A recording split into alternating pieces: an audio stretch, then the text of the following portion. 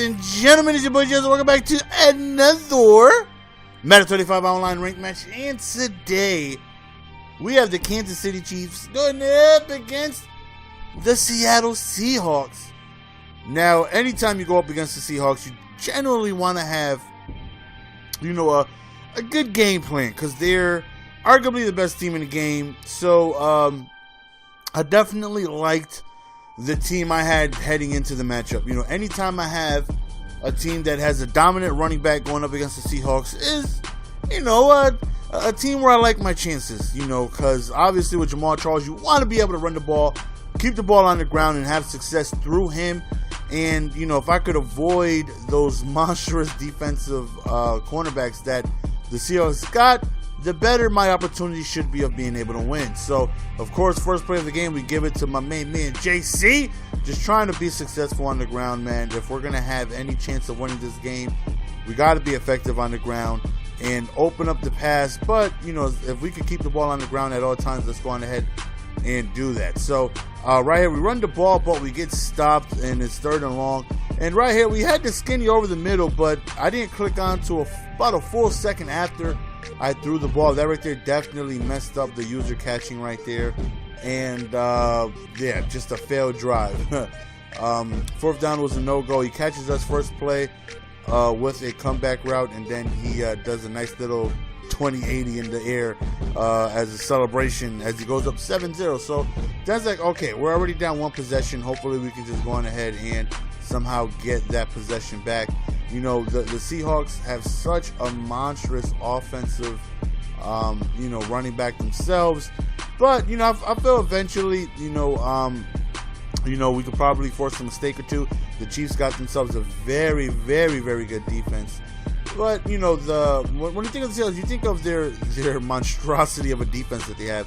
Talking about Sherman and Browner and Wagner and Chancellor, and their team is just absolutely stacked. 2 good safeties, 2 good corners, good pass rush. As we tied the game up 7-7, and he's somebody who no huddles every single play. And again, I just feel like that goes against you when you consistently no huddle. One, you're at the risk of fumbling because your guys are extra fatigued out there, and 2, it just makes it easier for me to pick up, on your offense, because, you're continuously, especially, him, like he did the same play over and over. Right here, I wanted to throw something out of the window.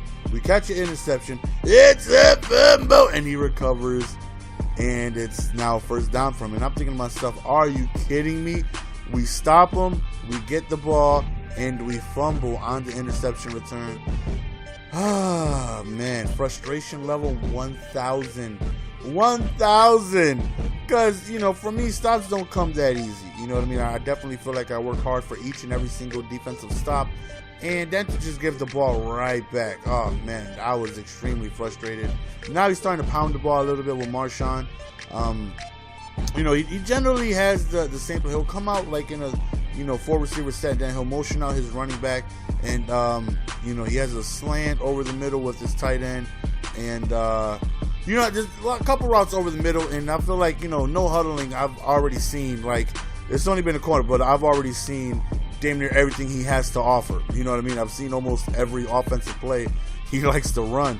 So that's why I personally stay away from no huddling. It's just, for the fact that I don't want to continuously show everything. I want to take my time, baby. Take my time.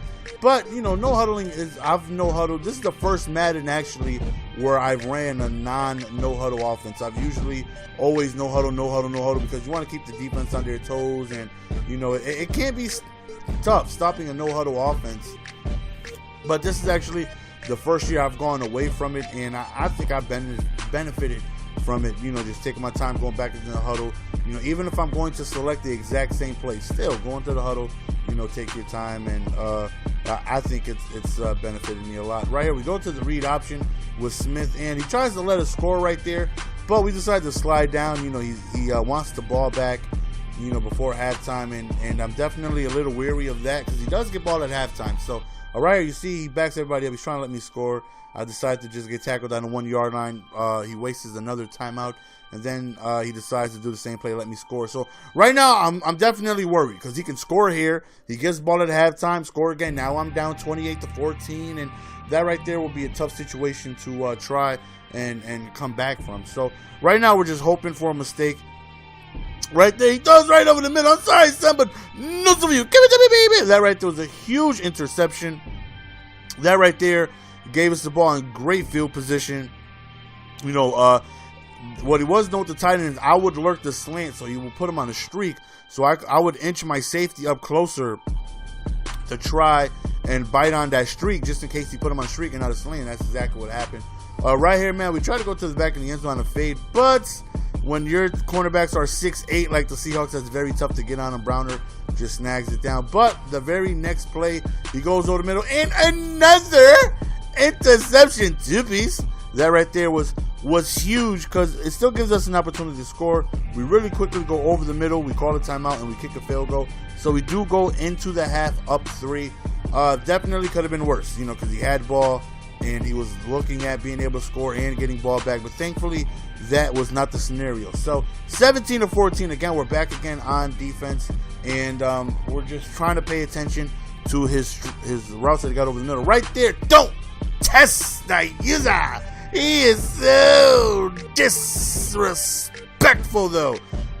Figured he was looking at the tight end all game, so I manually grabbed the safety, which I never do, and we came down, and he was looking for that streak, just a quick bullet pass, and we end up snagging it for another interception. So that's big. So we can score here, go up 2 possessions. That's exactly what it is we do. We end up going for the read option, and Alex Smith holds on to it. We go into the end zone, 24-14, and right now we definitely feel confident.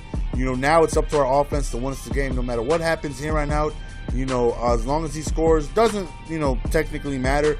As long as we continue to put points on the board every time we touch the ball, there's no way he can win. So, love being in this position. Love being up 2 possessions where now I can be more relaxed on defense. You know, if I give up a big play or whatever, I'm not upset at myself or calling myself stupid, which I do on the regular when I'm playing defense.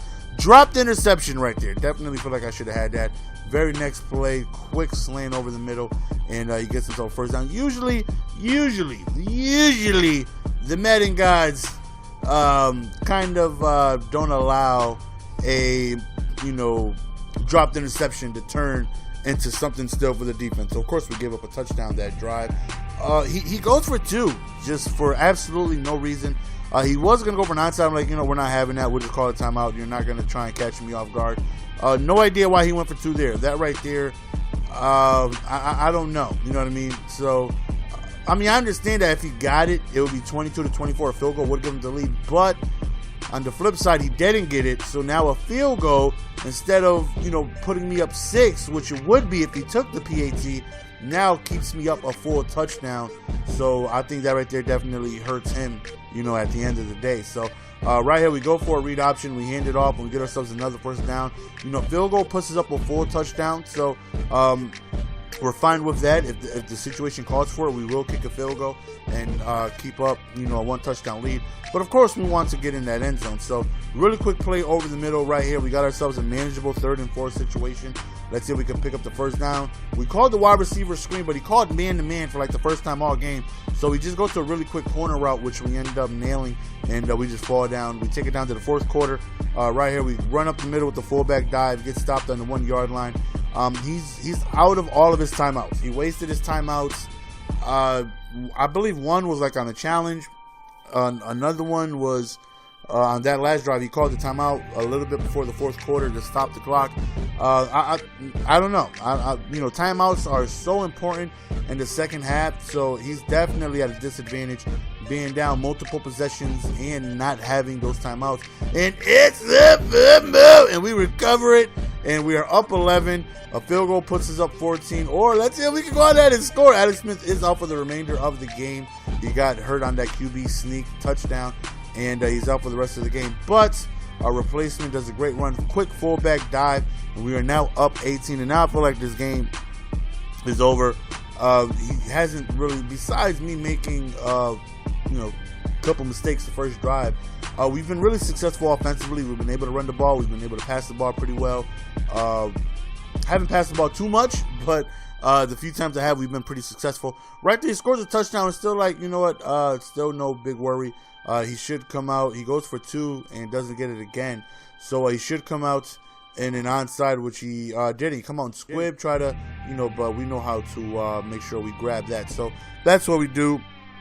All we really got to do right here is just kill some time, stay in bounds, and right there, definitely a bad play on my part. You got to stay in bounds.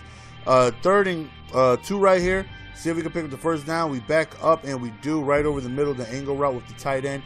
And right now, since he doesn't have any timeouts, we just get to kill the clock, and we get to just keep the ball on the ground, keep the clock rolling. So then this happened. We fumbled, and I kind of, whatever reason, I called a wildcat play. I don't know why. I really don't. But figure, let's just call a run play, keep the ball on the ground, and I do that. And Jamal Charles fumbles, which of course he recovers. And now I'm thinking to myself, all right, as long as we get an onside, there's nothing he can do.